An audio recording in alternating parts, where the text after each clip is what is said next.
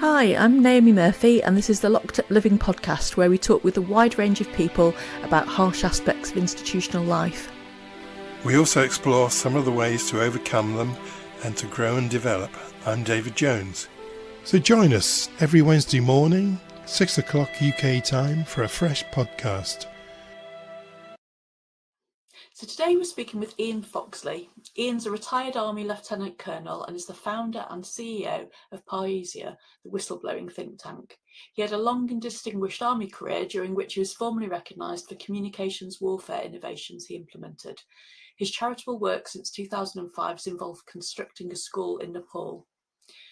Post his service career, and whilst working as a programme director for an Airbus Group subsidiary, he took a very risky course of action in exposing secret payments were being made to additional subcontractors in the Cayman Islands.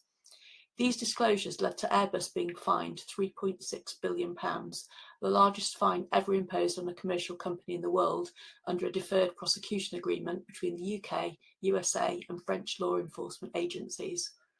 Since 2012, Ian has been involved in supporting whistleblowers, studying whistleblowing and creating policies to challenge organisational corruption. And we're really pleased you're able to join us today, Ian. Welcome.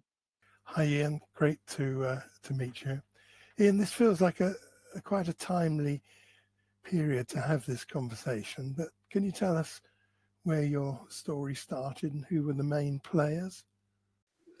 It actually started in June 2010 when I took up a job following a proper, recruitment process through the Sunday in Saudi Arabia, working for a subsidiary of Airbus, which is called GPT, Special Project Management Limited. And the job was to become a program director for a brand new government-to-government contract. And so the customer was the UK MOD. And the end user was the Saudi Arabian National Guard. And the job was to modernise all their communications from radio through to microwave systems, effectively a comm system across the whole of Saudi Arabia, and incorporating satellite communications and electronic warfare. Thank you. That's quite some big players there, isn't it? So. Yes. How did you become aware that wrongdoing was occurring? You don't just find the wrongdoing; you kind of trip over it by way of doing your job. You are a new boy on the block coming into a new country that I've never worked in before, and in a new company and with a new bunch of people who are already extant in the role. But on the other side, I knew my job. I knew all about all the different things I was project managing, in effect, because I'd used most of them in my 24-year military career or in my commercial role after I left the army. I mean, I built 2 of the fibre optic networks around the UK, one for TalkTalk and one for Tiscali, which then got rolled together. So, the prospect of building an intranet, a defence intranet across Saudi Arabia, not something that was unfamiliar. I'd done it before, and I'd project managed that. So things that you come across don't fit with your training or your experience or eventually your values. And when you find 1 or 2 of them, you just go, oh, that's different. I'm new to the system. I'm new to the process. I'm new to the country. But then there are some fundamental things that you find, like I went to the financial director and said, where's my budget? And he said, oh, you haven't got a budget. We want you to do this on a cost basis and then we'll put a budget together. And I said, well, hang on, no, that doesn't make sense, because you've bid for a contract through the MOD that's been awarded to you. It's a £2 billion contract. You must have put together a budget when you'd forecast what you were bidding in for. And therefore you must have had some shape and idea of what you're doing. He said, single basis. And you suddenly go, hang on, that goes against defence procurement rules, because anything over 150 million has to be competitively let. So what's happening here?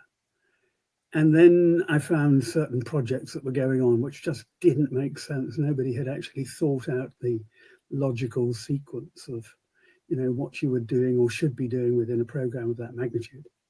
When I took over, I then found out that I was the third within 6 months. Now, you might excuse the first one because it might have been someone who was extant who'd been promoted into the role and was unfit to do the job, which actually was the case because he'd come from mechanical engineering. He was the MD of an automotive parts company who happened to know the financial director, and he stepped aside and they got a guy with a project management PhD who. But they've said to me he didn't work with people. He was an academic, not good with people. And I didn't find that to be true eventually. When I did some digging, he'd actually got out because he'd worked out what they were doing and got himself out. But they got me, and then but even so, that's just another trigger. And eventually sufficient triggers were there. And then I came across a major contract that we were letting, the first of the major projects. And there was a line within it that I'd seen before in the small projects, but in the small projects, it looked okay because the magnitude of it was not great. And then when I came to this particular contract, I found that it was that extra line was actually about 1.5 million. And I can actually show you, I think, the contract. I've got it here. So if I show you this, that was the actual contract for that I signed or wouldn't sign off. It got given to me, and over here, these are the signatures and the dates. But you won't find mine there because these dates actually are the day after I left the country. Because I saw this and I raised my eyebrows and asked questions about, who we were paying 1.5 million to here. This is the sign-off document for authorization to expend money on the project, on this particular project. Ian, can I just ask who was buying from whom in this? So in this particular case, we, the British government, on behalf of the Saudi Arabian National Guard, are letting a contract to a subcontractor, which happens to be Airbus, by the way. So they'd run a competition and they'd won their own competition. So there's another little questionable bit of conflict of interest there. And what they're buying for 9.5 million Saudi riyals, for 77 million riyals, which is about 12 million pounds, is they're buying here a lorry-based headquarters or a number of headquarters that you can drive into the desert, and it would be effectively, if you look at that, a modular headquarters that was all singing, all dancing, filled with telecommunications equipment, but good enough for the King of Saudi Arabia to walk into, or the Crown Prince to run his operation from there. So this is the top end of what you could buy in the modern world to provide a field headquarters. And this project had about 5 or 6 different of those headquarters, which we would interlink with modern communications and SATCOM. So the overall total is 77 million riyals, but 9.5 of that, which is equivalent to 1.5 million pounds, is actually going offshore. So you then have to say, I didn't know that at the time. All I knew was that I had a subcontractor who was going to get paid 1.5 million for something I didn't know about. And I didn't know about the subcontractor. And then when you start asking the commercial director and the finance director, who look after the money, what is this? You very nervous people who get very aggressive very quickly. There we go. That's the background to it. So what I did was eventually, it didn't take me long, but eventually, as a matter of a week or 10 days, as I was digging around this, and things were getting difficult in the country within the company, I went to the British Brigadier and said, because we have a British liaison team there, who was run about, and they were stitched into close liaison positions with the headquarters, with the general, with the National Guard, and out in the regions with the brigadiers out across Saudi Arabia. And I said, look, I've got a problem with this contract. We've only got two major military contracts in Saudi Arabia. We have the one for selling Tornado, or now Typhoon aircraft, run by British Aerospace, and this one, which was run by Airbus. I've come across this thing and I'm really uncomfortable with it. And he said, have you got evidence? And I said, well, not enough at the moment. He said, well, bring me the evidence and I'll do something. So I went away and there's a long story about how I got the evidence, but I did get the evidence and I sent it to him the next day. And then I waited for him to do something, and nothing happened. And I thought, this is funny. And about 4 hours later, the managing director said, you've been sending documents to the MOD, what are they? And I said, well, I've got them out of this account and it's proof of corruption. And he said, you should have come to me. And I said, I can't, your signature's on it. Your name's on the bank authorizations and the checks. And in the office at the time was the HR director, who was a Saudi princess, a senior Saudi princess, and first cousin of the National Guard, a guy called Prince Miteb bin Abdullah, and niece of the king. And he turned to her and he said, well, I can accuse you of stealing company information, and I can call the police and have you arrested. And can't I? It's Nora, Princess Nora Saad. And she said, yes, certainly, Jeff. And he said, well, go and stop all access to the computer system, IT. And she picked up her diary and left the room. And I suddenly thought, you're in serious trouble here. Because if she does call the police and says, I'm a Saudi princess and you've got to come and arrest this guy, they're going to come and arrest you. And you're going to go somewhere you do not want to go, and you probably aren't coming back. So get out quick. So I got it. Is the concise version. It gets a bit James Bondy in certain places, but there we go. I can see that. I mean, Ian, firstly, I'm struck by what a brilliant description you've just given of expertise in action. Your knowledge and expertise, spotting that in the middle of those figures. It's extraordinary. Secondly, I'm struck by what a scary situation you were suddenly in.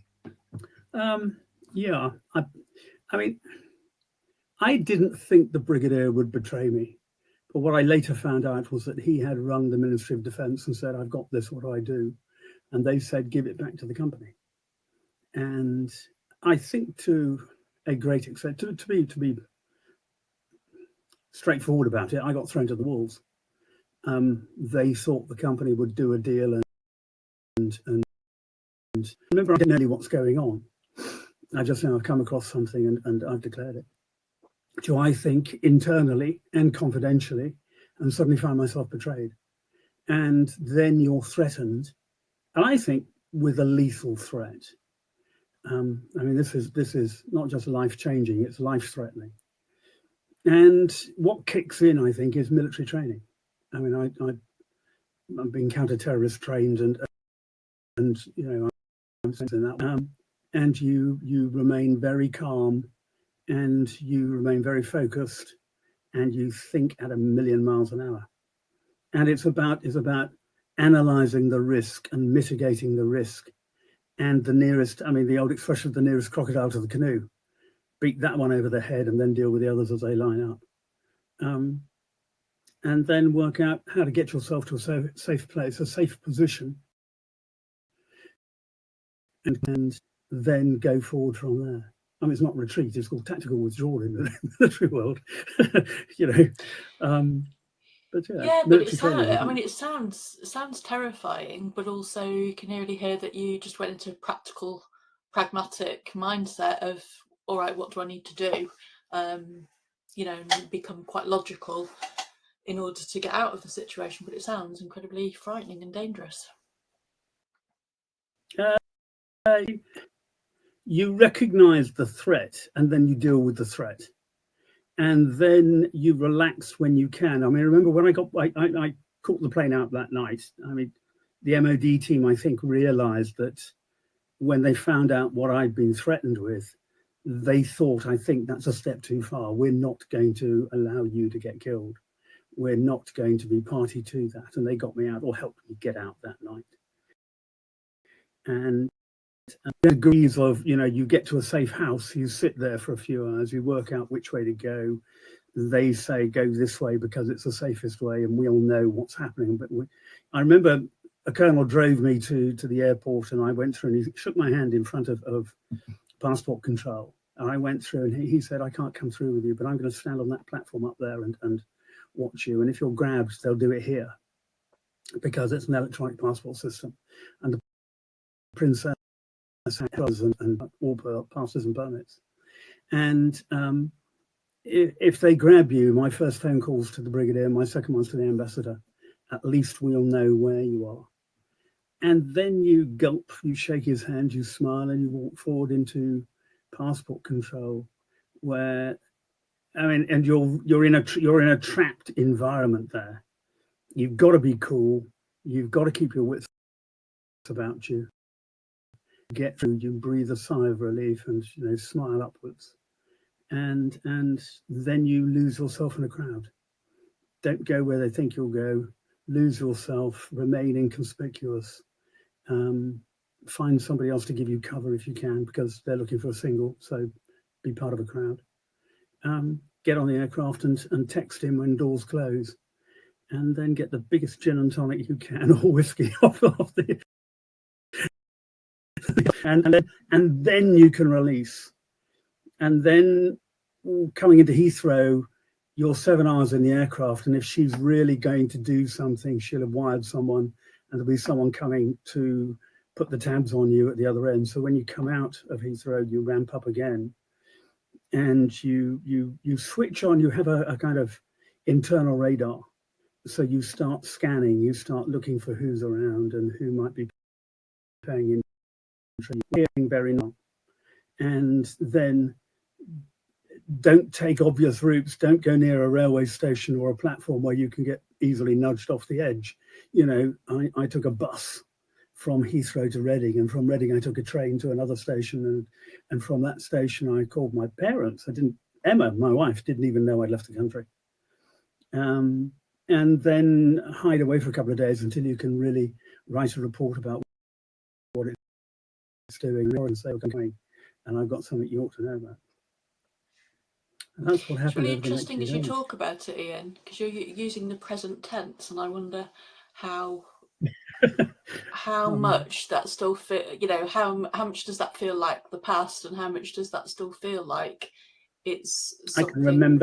I can remember it's so vivid. I mean, I know exactly how I felt. Crying because that was just exhaustion, and that was just relief of crossing another barrier, so you're in somewhere safe and you can actually stop and relax, and then it unwinds slowly. I mean, psychologically, I've had a long time to think about this now, but I hadn't realized that the tension had been building over about a month and a half. Peaks for a very short period of time, and then you get safe, and then there's a kind of reaction to that. It's a kind of releasing the valve, and you suddenly get flooded with emotion, and then it's a recovery period. And that recovery period, I think, takes about 6 months to a year at least, certainly 6 months. So yeah. It's like being in combat. How far did you think the British government and forces were involved? At the time, I didn't think they were involved at all. And it didn't become apparent until I started, you know, running through my brain of hang on, what happened there? How did they find out? How did they, and then I got told that the brigadier had been told by the MOD to hand it back. And the next question is, why? Hey, come on, I've just uncovered with first-hand knowledge of millions of pounds being paid out to the Cayman Islands to secret subcontractors, and I presume from there on in back to generals. I mean, I didn't know who it was going to exactly, but it certainly wasn't back to the MOD. So why would the MOD hand it back? Not surely. And then you run into the horrible thought of, oh my God, they're partners, they're in on it. Or are they? Or, what's happened? I don't know. I have suspicions, and I have I don't have a prima facie case, but I have a lot of questions that need answering. So I didn't find out about the MOD. I mean, you draw a line between knowledge and you don't actually get knowledge which will stand up in court until you've actually got documentation. Word of mouth is not good enough to stand up in a court of law and accuse the Ministry of Defence of systemic corruption over 35 years. I mean, that's an amazing accusation to make against 5 different government regimes, flipping between Labour to Conservative and back again 3 or 4 times. How are you going to sustain that in a court of law? How are you going to persuade barristers to argue your case unless you've actually got evidence? And the evidence didn't actually turn up until the sentencing remarks of GPT when they were actually put in court and pleaded guilty. And the facts of 2021. I mean, that's 11 years later. And that's the first time we actually had clear-cut evidence, knowledge, hard knowledge. And it was only because the Crown Court judge actually said, and HMG facilitated the payments.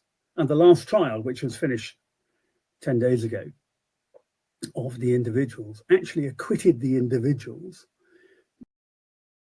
because it was shown in court during that court case that Her Majesty's government had authorised the corrupt payments, and that's yet to come out in the case. And there's a number of bodies now, NGOs, who are calling for a public inquiry, and I support that. I think you in the public interest, we have got to get to the bottom of this. So how did that develop then, Ian? You've described as how you got from Heathrow back to your home by taking a circuitous route.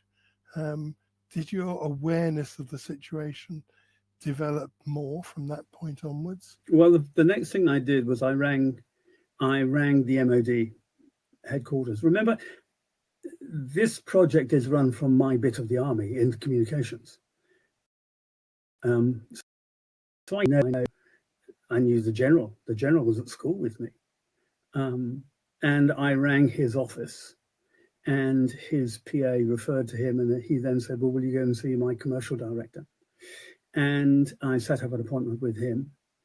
And a few days later, I went down to Corsham in Wiltshire, and I had an interview with him. And I took with me I wrote a staff paper, a good old background. This is what I found. Here are my deductions. Here's my conclusions, recommendations, and also a disc with all the electronic data on it and the documentation, but in electronic form. And I gave them to him, and I said, look, this is what I found. You're the commercial director in the superior headquarters of this project. And if you don't know about this, then okay, I'm giving the proof. You don't do something with this, you are complicit. And I will go to the papers, and I will go to the Serious Fraud Office, and I will accuse you as well as everybody else. So you got 5 days. Let me know. And the next week I got a phone call from the MOD fraud squad who said, "Can we have a chat, please?" And I had a chat with them, and then they took it to the serious fraud office, or they had a look and took it to the serious fraud. And the next major step was actually about a year and a half later, and I can actually show you that as well. I think if I just share this slide with you. There it is. Sorry, this one there.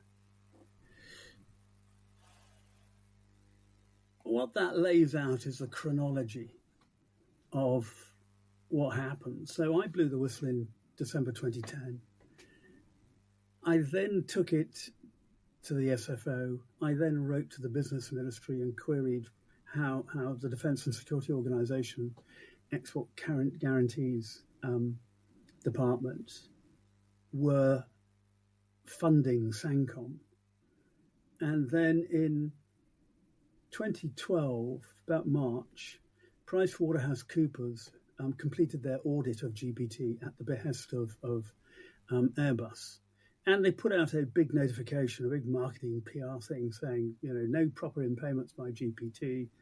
And there was a parallel organisation called Ethic Intelligence who certified Airbus's anti-corruption compliance processes.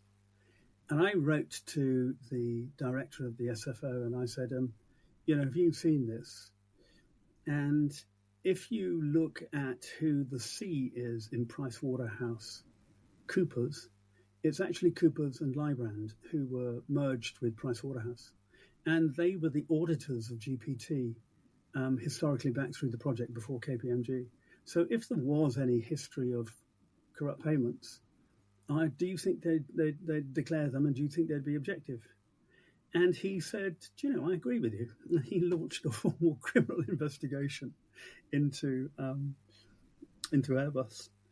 And that went on. That took till actually about 2016. If you look down to about April 2016, what happened in between was that triggered an investigation into Airbus declared 10 different other cases of corruption across aircraft sales. And the reason that Airbus have a communications wing is that Airbus also do satellite. They were European aerospace and defence and space systems, and they provide the satellite coverage and connectivity for British. So out of that span other communication systems, but that's separate from the aircraft manufacture and operations. But they found that corruption was systemic across the whole of Airbus, and they were then fined, or they completed a deferred prosecution agreement with the French, the Americans, and the SFO, and were fined 3.6 billion euros. By the way, it's not.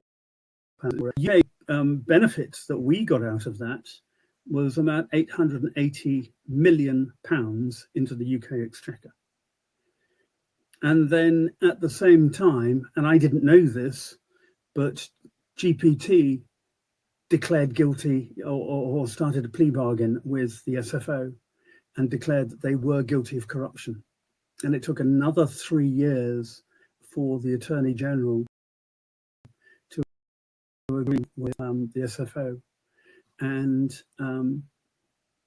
GPT actually went into court in April 2021 and were fined £28 million and 2.2 million costs. So, the overall benefit to the UK exchequer from what I triggered is just under £1 billion. So, did my bit. No, but they existence becomes as a liability, and they're not allowed to dissolve the company. It's still there, but it's non-operational, but it is still in existence. And that's because there was another trial. So we had the deferred prosecution with the group, we had the trial and the guilty verdict on GPT, and then we went into a trial after another 2 years of the managing director directly receiving corrupt payments in the Cayman Islands. And what happened there was that we had a first trial, it got stopped, and then we had a second trial because it became apparent that there was a lot of evidence of MOD and business department involvement and authorization of payments.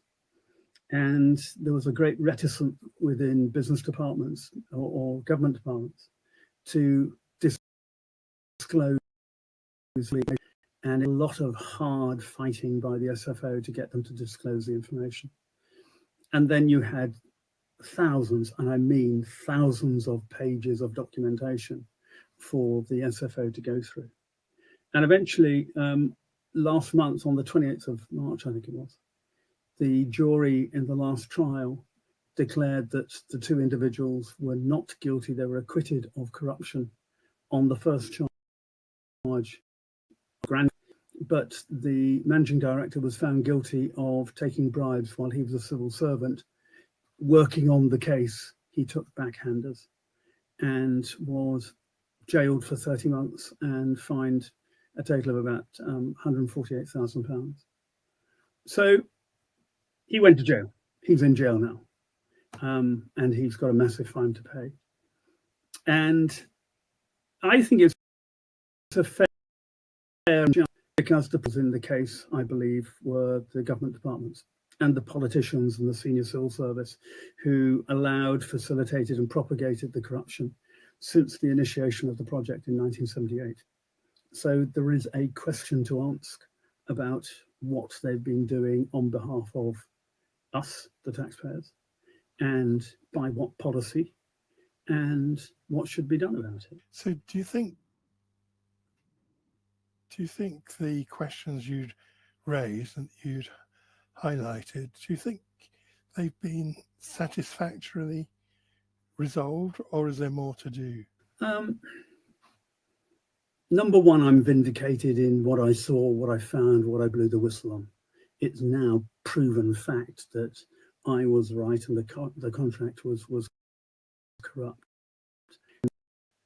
Those who were responsible have been revealed. Whether they've been held accountable is a different matter, because the individuals have been held accountable. And although they were complicit, they were not found to be complicit in the court of law. That the jury could not say, you're guilty, but in a slightly different way, because that's not what the charge was. The charge was corruption, and they found that they had hired them to act the way they did. But that didn't answer the question of whether they were complicit to corruption. But that's, be it as it may. What has not been done yet and remains to be done is to hold the government departments accountable and get them to explain in public what they were doing, why they were doing it, how they were doing it, and on what authority. And in a parallel to the post office, are we actually going to hold individuals accountable, personally accountable, or are we again going to draw the veil of, oh, it was a civil service, oh, it was the government, over the part played by the individual? Individuals at the most senior level in this country, you cannot sign off hundreds of millions of pounds of bribery with a brief Secretary of State, if not cabinet level. And therefore, we have got to have a very good hard look at our own politicians, our elected representatives, and the institutions that they're running, and the senior civil service, because it's a matter of principal and agent all the way down. You know, that the politician is the initial principal, the senior civil servant is the agent. Then implement what the politician asks for. That's his job. So he becomes the principal, and the civil servants below him become the agents. And then you engage with the commercial organization, GPT or Airbus or their predecessors. And they become the principals, and the commercial organization becomes the agent. And then the managing directors and the directors become the principals, become the agent. And that's when you get down to the individual on the ground who is actually the business manager or the business development manager, etc., who says, oh, but you told me to. So there is a chain of responsibility that needs to be clearly laid out, and somebody has to put their hand up and say, I'm responsible. You know, it's the same in the post office. It starts with the political will of the leader of the organization, then it trickles down. And at what point in time do we hold individuals accountable? That's the real question. Well, I think you're totally right, and it cuts across other sectors as well. I mean, we have obviously, the charge of corporate manslaughter, but I don't think anyone's ever been convicted of it. And yet, I think what you see happening in the NHS again is hiding behind the trust rather than individuals being held accountable. And so people, to some degree, seem to get off scot-free. So in the NHS, they'll then go and be the CEO of another trust.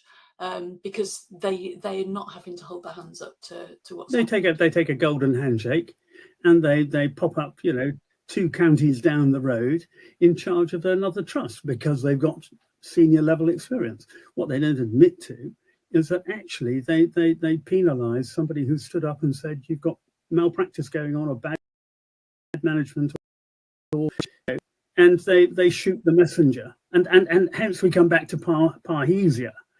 This idea of the powerful guaranteeing protection to the vulnerable in exchange for the truth.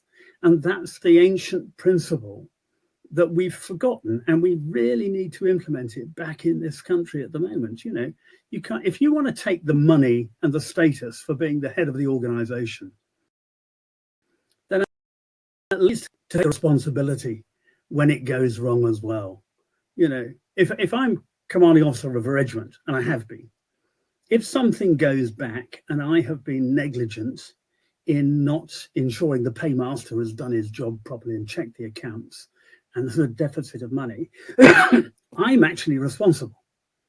If we lose weapons or my soldiers go out and are so badly behaved, I am responsible. And I put my hand up and say, fine, I resign my commission, I will go. I don't see that same moral rectitude in civilian life, certainly not in the post office at the moment. No, I think that's there across all, if you look at all of the industries that have been privatised, that when they're in they're in the public sector and it seems they're sold off. And then what happens is any benefits go to the shareholders, but any risk is still held by the state.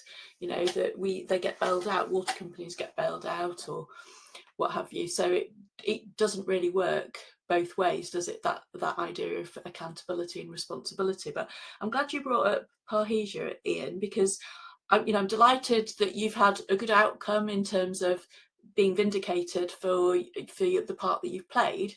But we're in danger of skipping out this really important bit in the middle, where I can't imagine that your life was easy once you returned home. And I wonder if you could share anything about what happened after you came home. Did you feel safe? Did you get much support from any of these organisations? What happened? Well, I didn't go home to see my wife for about 2 or 3 days until after I'd formulated everything. And actually, no, I didn't feel safe. I wrote a paper. It was a good paper. It went to a cabinet briefing paper. I know it did, because I'd seen the briefing note. And I actually wrote 2 covering letters, and I dispatched one overseas and another one in the UK to third parties. I can reveal now the third parties were 2 of my brothers who are also ex-army officers, because they would understand the process. And they would read the military staff. On the covering letter was a little note saying, if I'm found, I am not suicidal. If I'm found up against a tree or on a railway line, you now know what has happened, and this must go to the SFO. Don't allow them to bury this. So that actually, in retrospect, shows my mental state at the time. And if you look at what happened to Khashoggi. You know, you get a draw that, you know, you've crossed them and you've stopped, as in my case, about £300 million going to offshore bank accounts. They're not going to take that lightly. You know, if they can shut you up and close you down, they will. Or you will. You know, if I'd gone into Riyadh Nick, I wouldn't have come out for 10 years. There'd have been some trumped up charge of you know, producing illegal booze or you know, things. And, or you'd have taken a one-way trip into the desert and you wouldn't come back. You know, I'm pretty clear about the fact that, you know, it's a ruthless old world out there. And that, I think, was a dangerous time. I didn't go home because I knew they knew where I lived, and I knew they knew where my wife was and my children were. And if I'm not in contact and they don't know, then you know, they've got to chase me. They can't. I went in community with GPT because they couldn't bend me. And then once you'd taken it to the SFO, I also went to Paris, by the way. I rang up the group compliance director and went for an interview with him in Paris. And he was nice as pie, gave me a lovely cup of Earl Grey tea in half an hour and showed me the door. You know, and he said, well, let's see what the MD of GPT does. And he allowed him to make contact. You know, so he has a duty of care because he knew what I knew. He had a copy of the information. And he did nothing. So, you know, I think they've got a duty of care. If somebody comes to me in my organization and says, you know, one of your squadron commanders is bullying that boy or girl, I'm not going to wait and say, you know, let me deal with it. You step in. You have a duty of care to all of your employees. You can't just advocate, you know, let's wait and see. No. So I think the threat diminished once it became public. And then if they do come and get you, it's got to be out of revenge. It's not going to be this you're not going to get the payment, so what's the point? And murder somebody. I mean, I know Putin has this policy of defenestration of people like me. But you know, I think that in this country, people like Airbus pull back from that. There was another whistleblower who was threatened within Airbus, and I have an email from a compliance officer that got involved who actually said, I will agree with and understand corruption if it benefits the line of being killed, and if anything happens to you, I will, you know, blow the whistle myself. So, you know, it had happened before. So, Ian, you had an exemplary career prior to speaking up. In fact, speaking up is entirely consistent with the whistleblowers typically having had a lot of integrity about they perform their role. But we know that after speaking up, whistleblowers commonly suffer recrimination. Was this part of your experience? Oh yeah. You can't get a job. You the defence sector is actually quite a closed circuit. You know the people around, and you are known, and you know your peers as a revolving door that goes from the MOD out into the commercial firms, and the big commercial firms. You know, the Lockheed Martins, the General Dynamics, you know, the Thalases and the Airbuses. And once you're known, once word goes around, it battles around very quickly. Certainly on something of this magnitude, you are not going to get employed. And I got told, you know, I'm sorry, know you, like you, trust you, but we've got other government contracts and we've got relationships in the Middle East, and you're too hot to handle. You know, we can't employ you. Sorry. And how often do you beat your head against the door? You know, you go around as many as you can. You ring up as many friends or contacts at work. I had a fairly extensive network. And the answer's always the same. And you then have to say, well, you know, I've still got expenditure going out, and you know, we had an employment tribunal that cost us £30,000 in savings, went nowhere because it was ruled to be out of jurisdiction, which was a failing in the law. And then what do? You try and find something, and very luckily I found to a small startup in a live video surveillance company that needed to get into defence and security, and they took me on as a business development director and helped me, which was great. And eventually I did get a job. I got a job not quite handed to me. I went through all the interview process to be the head of a national emergency planning centre, and rolled, and they were doing some due diligence, and the Cabinet Office, who were the sponsor, turned around and said, "Oh no, you can't give it to him because one of the major contracts that we have is 5 million a year from the Saudi Arabian National Guard, and it becomes too embarrassing if he becomes the head of the organisation." And so I suddenly find that, the Cabinet Office, to whom, it should have been the people that I'd blowing the whistle to, had stopped me getting another decent job. What was that like emotionally? Oh, horrible. Yeah. Really disappointing, actually. I mean, and you kind of say, I give up. Why do it? And if you say, right, I'm not going to get a job, what am I going to do? You've got to change direction. Again, it's risk management and mitigation. How do you deal with it? So, okay, I'd been talking about what we should be doing and fighting corruption, and I decided to go and study it. So to drop into academia and perhaps become a lecturer. I'd been a lecturer at Staff College beforehand. One of my appointments was I was a member of the directing staff in communications and electronic warfare, and actually ethics as well in Staff College. And I went to a local university outside York and found the Centre for Applied Human Rights and studied a master's in human rights, looking at survival strategies of whistleblowers and how you can take those strategies and apply them to other human rights defenders. And at the end of that, my thirst for that hadn't quite been assuaged, so I went straight into a PhD to look at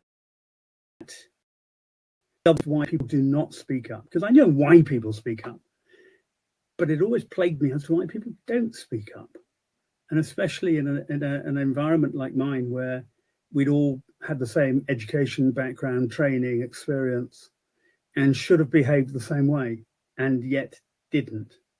So what are the critical factors that draw that difference, and what generic lessons can we bring out about why people don't speak up? I think we've come across lots of people in the course of our podcasts who are scared to speak up because they're concerned about the effects upon their career, which is something you just touched on. It's very common. But hopefully you're going to come back and talk to us about that in more depth, Ian.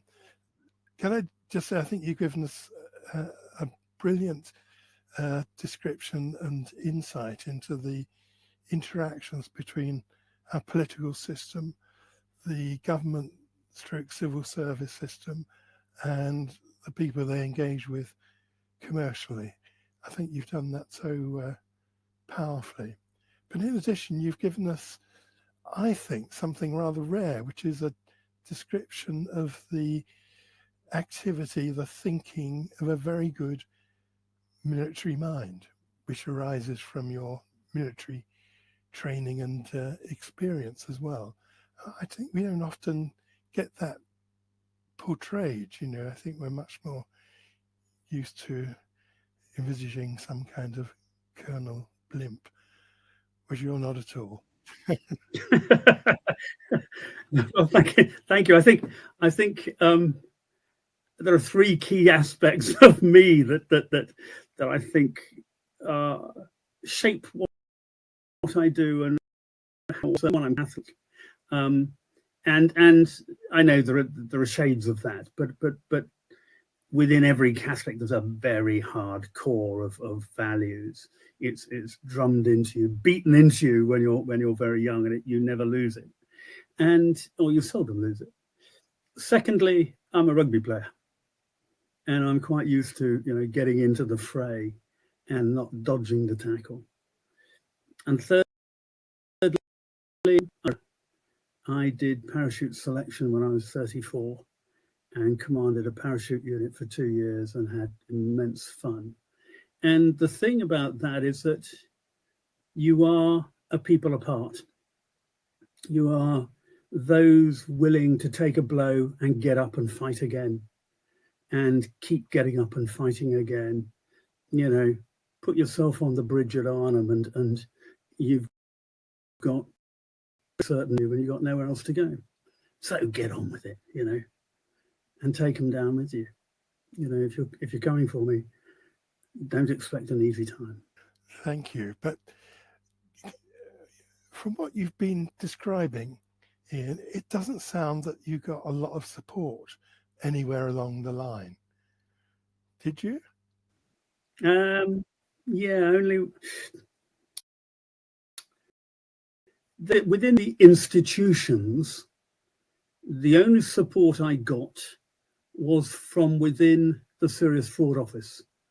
And there was one particular director, David Green, now Sir David Green, who actually understood where I was coming from, what I was doing. And his team, I think, actually have been dogged in their commitment of seeing it right the way through. And I give them all credit for that. On the personal level, there's a small group of friends and family who have stood by me.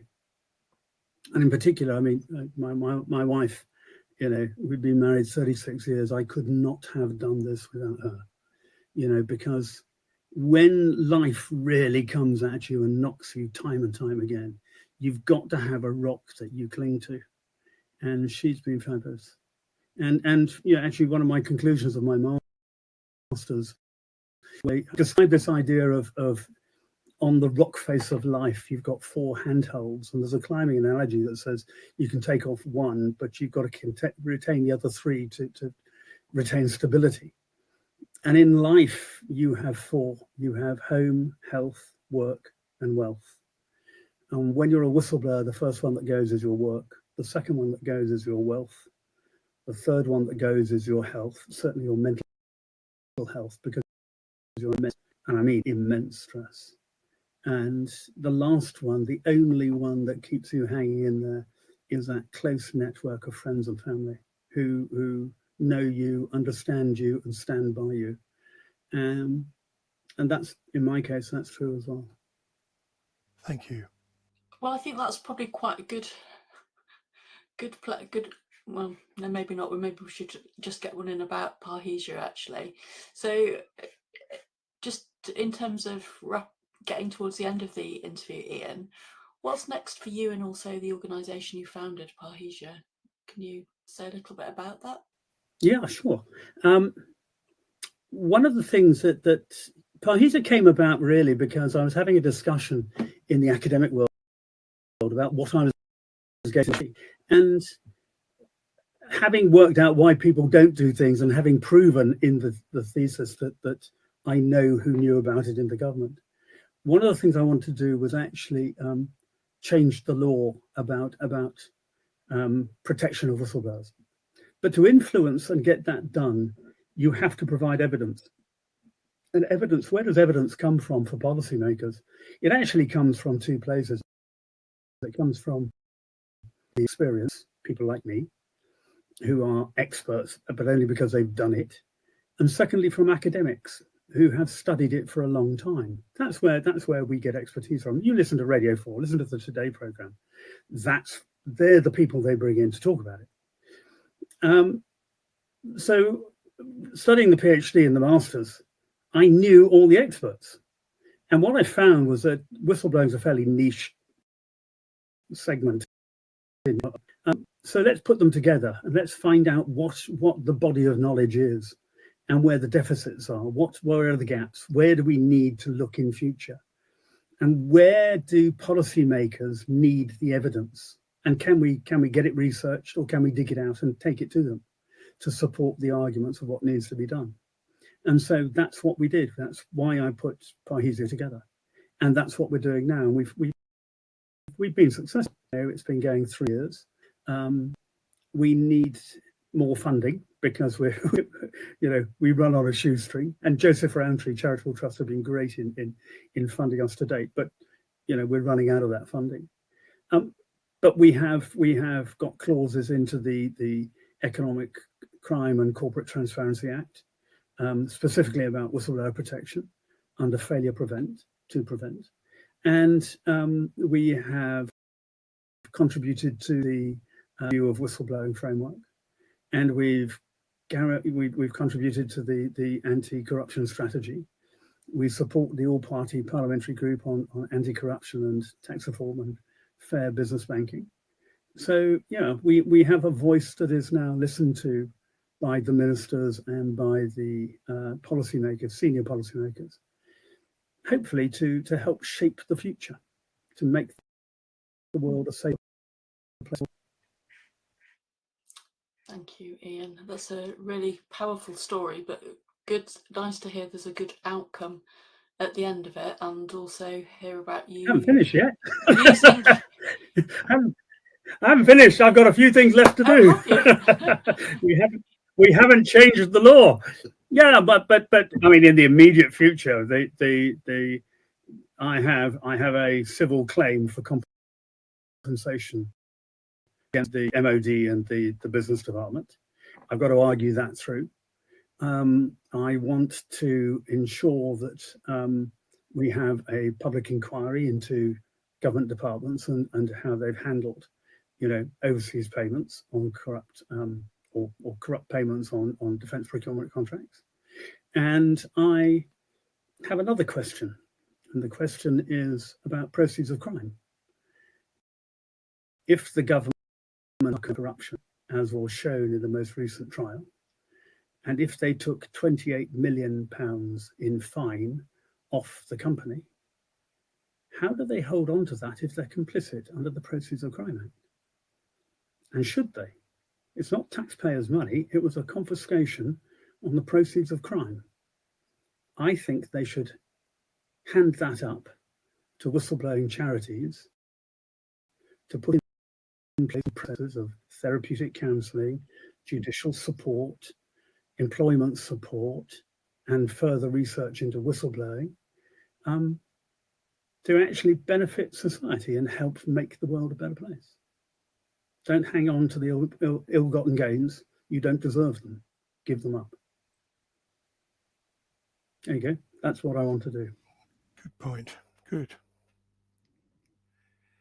Thanks very much indeed, Ian. It's been a real pleasure and very illuminating talking with you. It's been a pleasure to talk to you. Thank you very much. Yeah, I really enjoyed that, Ian. Thank you.